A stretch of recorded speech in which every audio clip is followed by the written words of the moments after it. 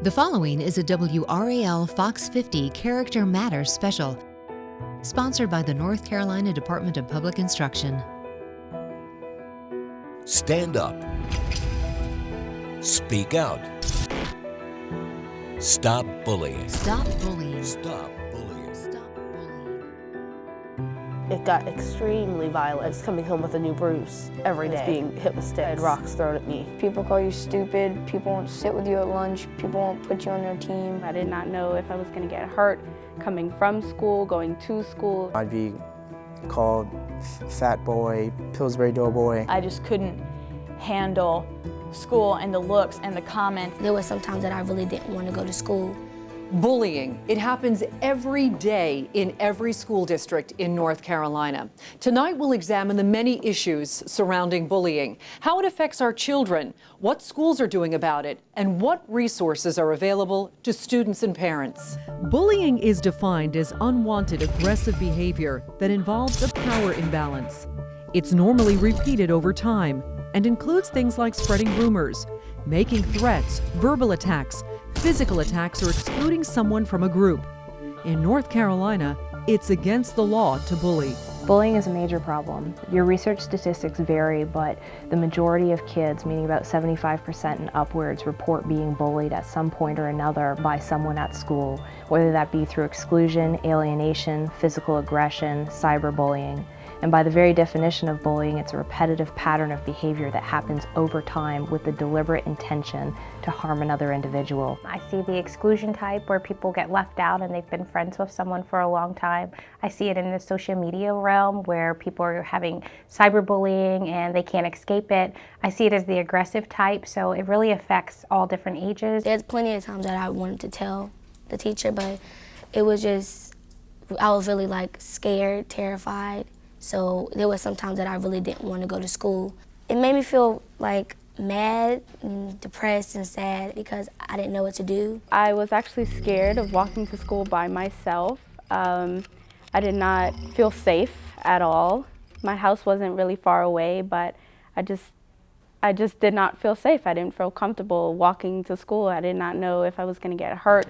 A bully bullies for many different reasons, but typically it's a lack of confidence or self-esteem, a lack of understanding about appropriate social behavior, and or they are emulating behavior that they have seen either in their home, among their siblings if they have older siblings, or from their parents. Bullies do not have a specific look. They come in all shapes and sizes and come from all types of backgrounds.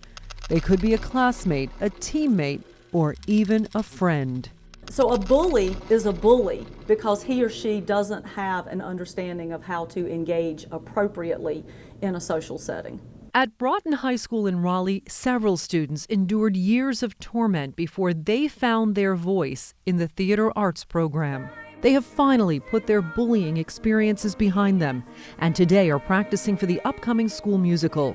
17-year-old Cameron Pearson snagged the lead role. It's hard to tell when you watch Cameron confidently belting out his song that he has suffered years of verbal and physical bullying in school. It kind of started in middle school.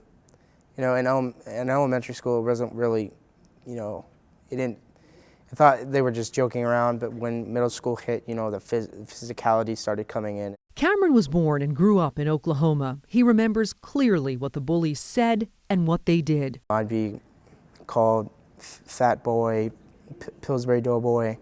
There was one time where I got hit with a baseball bat in my stomach and it left a scar, it left a dent. And I've also had textbooks, heavy textbooks thrown at my neck.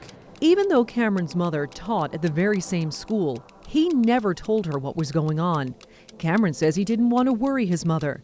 Instead, he confided in his older brother. He loved me, but he gave me the tough love because he wanted to be real with me and told me to stand up for myself. When Cameron turned 14, life took a dramatic turn, and it was one for the better. He and his family moved to North Carolina. He started school at Broughton, where he says he has found friends who care. I think if I hadn't moved, I might have killed myself, but I'm really blessed that that I came here. 17-year-old Abby Truitt knows all Cameron's pain. The Broughton Jr. has also been a victim of bullying. It started in 3rd grade. I mean, of course, before that there was name calling, but it wasn't anything serious. In 3rd grade, it got extremely serious to the point of it was physical violence. Abby says she would often go home with bumps and bruises on her arms and legs. She believes she was bullied because she wore glasses at the time. Which I think is kind of ridiculous, but also makes sense because everything is about looks. Abby now wears contact lenses and says high school has been easier for her. She has friends, and like Cameron, Abby has found a safe haven in theater classes. Something her teacher, Julie Florin, says does not surprise her. They find a home in the performing arts and specifically in theater.